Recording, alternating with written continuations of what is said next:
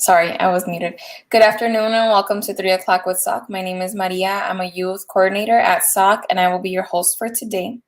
Just give me a second while I welcome our Spanish-speaking guests. Muy buenas tardes y bienvenidos a 3 en punto con SOC.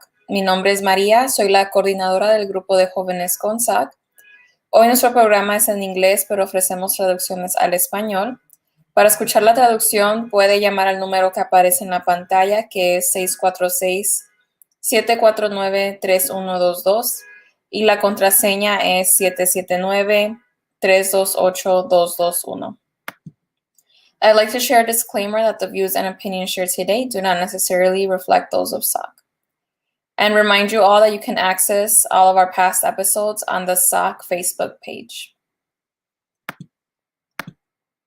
So next up, we have our guest segment. Today, we have a pre-recorded interview with Ayuda Mutua. So this is pre-recorded. It was recorded earlier or later last year. Therefore, there might be some announcements that were given of events that have already passed.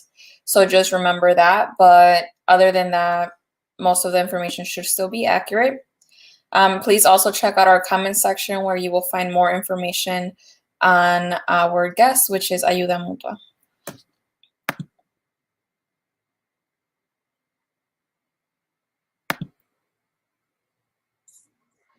What's good? So if you can just start off by telling me a little bit about Ayuda Mutua, how it got started, the purpose. Yeah, you want to start off with that, Daisy, or do you want me to take that on? Well, yeah, no, I'll start off. So yeah, Okay. First I want to thank you again for doing this, taking time out of your day to speak with us, just to raise awareness about what we're doing, and then hopefully get the word out for folks who do need support. So Angela Harris is an MPS teacher and an activist and organizer. She put out a call for mutual aid on the north side and south side. It was out of a need, seeing that students possibly weren't going to have access to food at that time, during the inception of COVID. And so that call was put out for mutual aid during that time. And our homie Yanet Martin, who's also a member of Ayuda Mutua, also put out a call to amplify that voice. And so in response,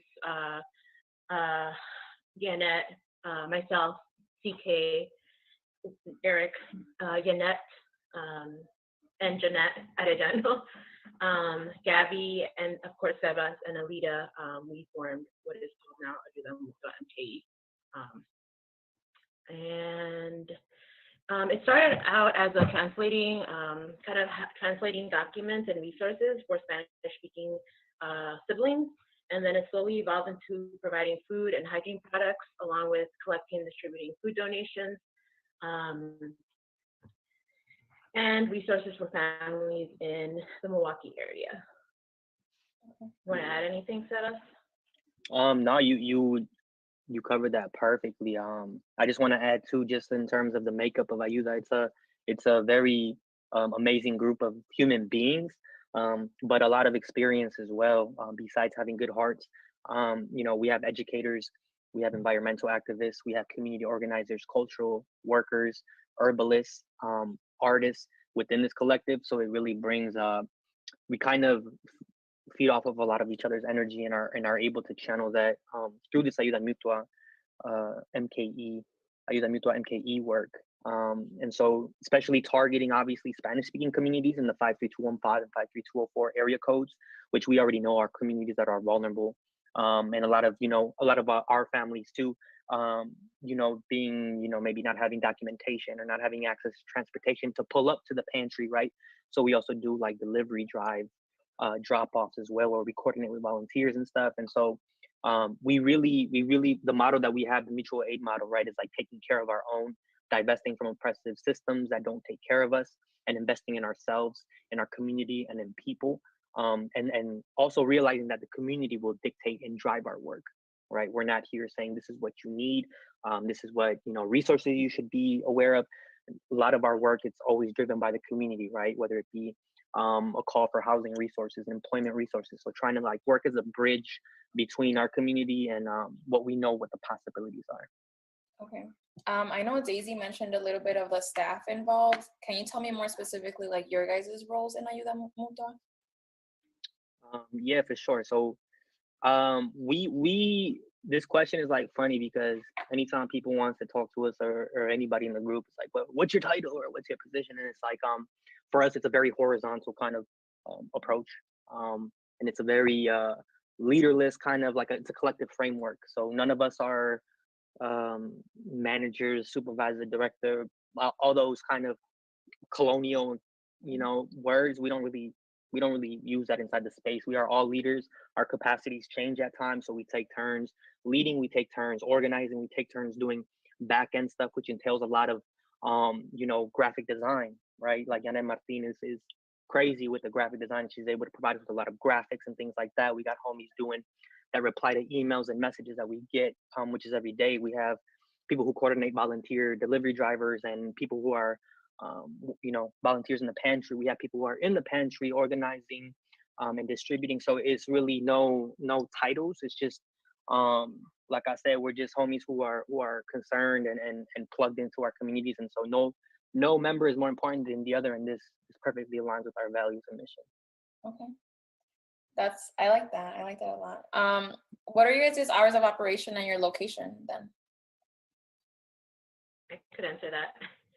So Mondays are our donations day, which is the day that we take in donations right now. It is from noon till 2 p.m. Mondays again at Bounce, Milwaukee, and the address for that is 2801 South 5th Court. It's right behind UMOS. So if you need to get tested and you also need to grab a bag of produce or food, it's all right there. And Tuesdays are distribution days from 5 to 7 p.m. at Bounce, Milwaukee, same address. We also have pop-up days. They're usually Fridays. We've had pop-up days at Allen Field and Mitchell Park at the Domes. And I believe we're going to have, if we haven't already, we'll have another pop-up at El Puente High School. So we're always seeking donations, and if you send us a message on Facebook and we need to pick up donations, I'm one of the people that I'm down to pick up donations right now. But as a group, we're all always taking donations also. I don't want to speak for everyone in the group, but I know I for sure, like if that time doesn't work, I also pick up donations. What kind of donations? What kind of donations do you guys accept? You wanna add to that, or want to share what kind of donations we're taking, Seba? Sure. It really is kind of dependent on the day, and like for example, since we do distribute once a week, since we do have limited access to freezer space and fridge space, right? So it's super dependent kind of on what the donation is, but donations in terms of that you can always like bring in our hygiene products, which is basically anything for like period products. It can include toothbrushes, toothpaste, bars of soap, mouthwash, things of that nature. And then obviously food, right? So we distribute everything from fresh foods, canned foods, right? So we accept non-perishable items, crackers, chips, like really try to provide as well like fresh fruits. We were able to get donations from partnered organizations, so we're able to provide fresh stuff the day of.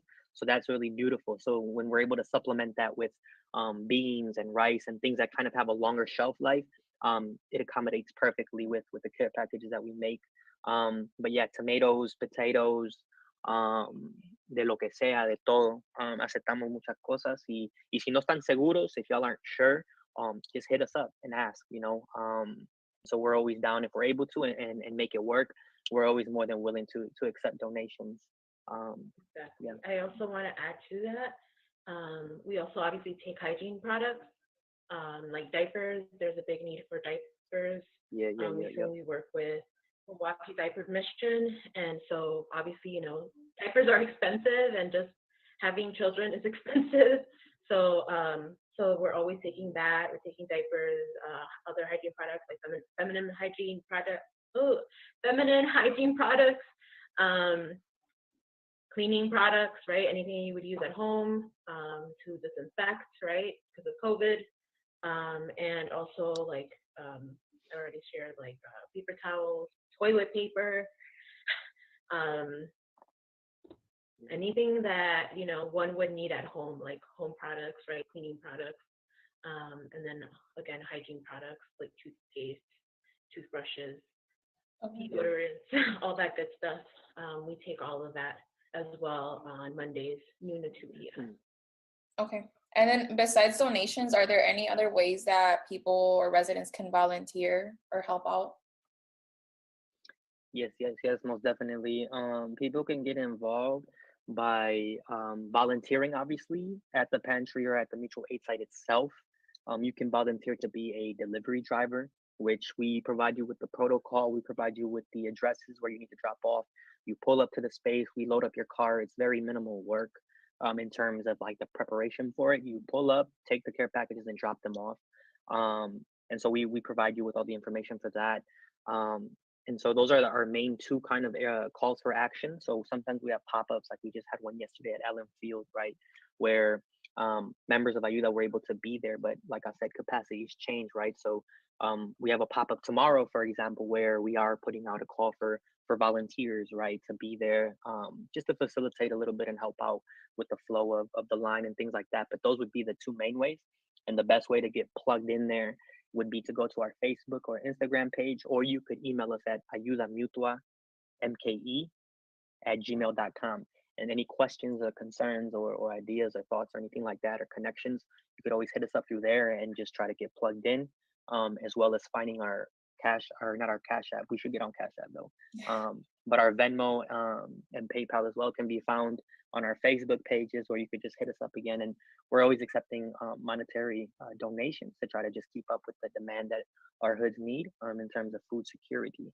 And then you could also just get involved just by plugging into your hoods, right? So our mutual aid model is just one example of ways that we can take care of ourselves. So I do encourage folks to get plugged in locally, apply pressure to local politics and aldermen, mayors, and things of that nature, and to collectively kind of just move as a unit and demand these changes that we need.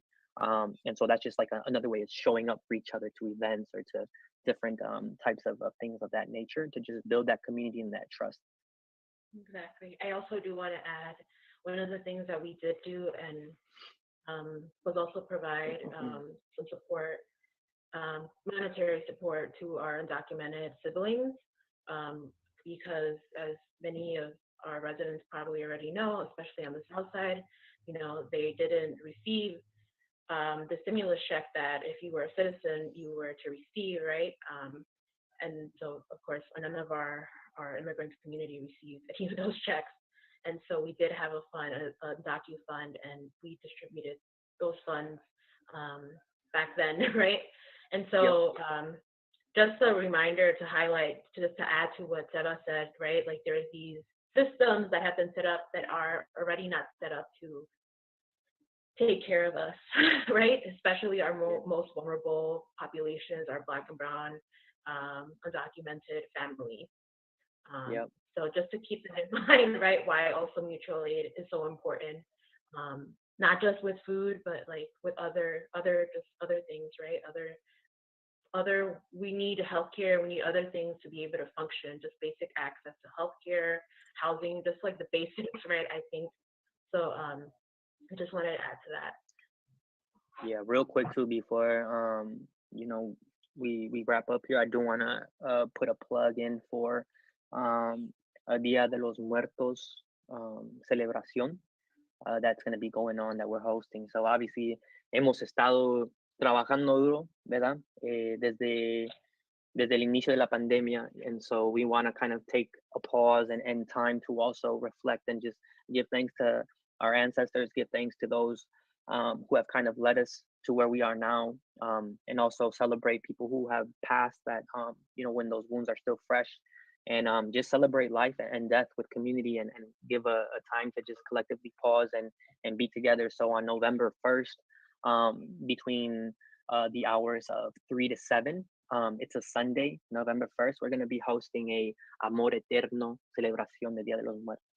So if you would like to get plugged into that and just show up, or if you would like to share a picture of, you know, a loved one that has passed on to the next transitional stage, you're more than welcome, and you can find that info on our Facebook page or Instagram page for sure. Okay. Thank you so much for that.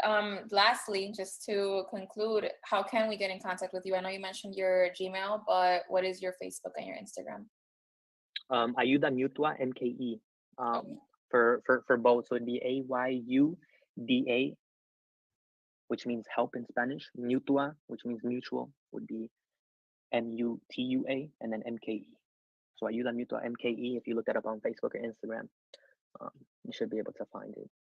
All right, cool. Well, thank you so much, Daisy and Sebastian, for the information.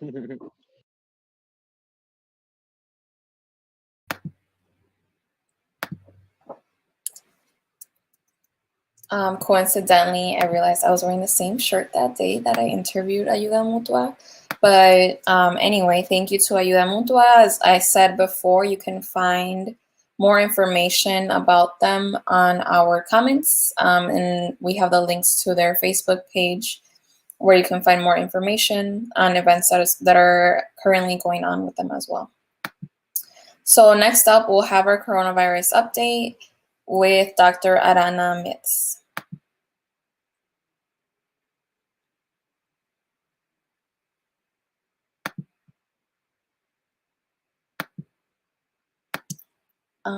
One second.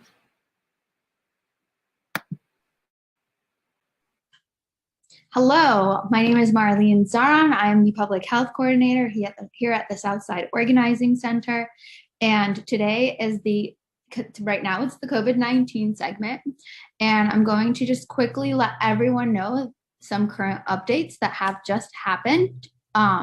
So as of today, according to the Department of Health Services, everyone ages 16 and older is now eligible to receive their COVID-19 vaccine. We will put the article for that in the comments section for you guys, so you can read up on it. And if you are going to register for the COVID-19 vaccine, you can go to the link that we're about to put in the comments. It is vaccinate.wisconsin.gov. For help with registering for an appointment or other vaccine registry assistance, you can go ahead and call toll-free at 1-844-684-1064. All individuals that are 16 and 17 years old must have a parent or guardian's consent before getting their COVID-19 vaccine. Vaccines are provided free of charge, and thousands of vaccines are currently available daily for you all to utilize. So that is my current COVID-19 vaccine update for you guys for today. I hope you have a good rest of your day.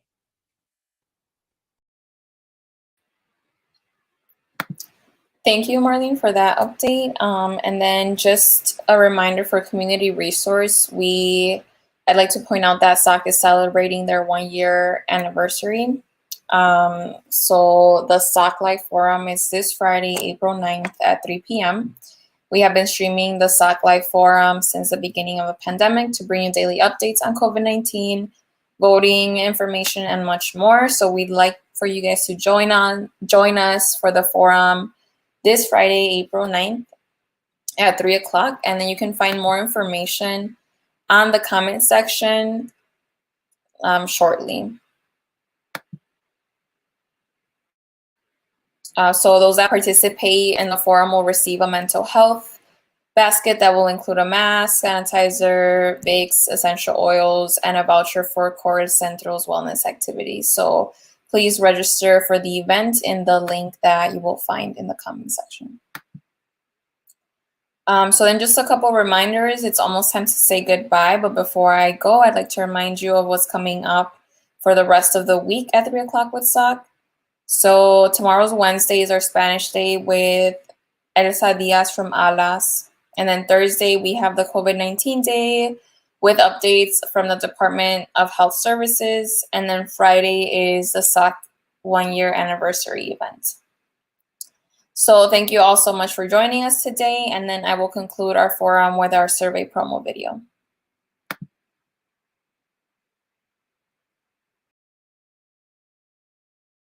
Good afternoon and welcome. Has this live forum been informative and useful to you? What part of the forum could be improved or changed to make it better? Please take a quick survey that's located in the comments section so that we can keep 3 o'clock with SOC going for residents. Thank you for tuning in.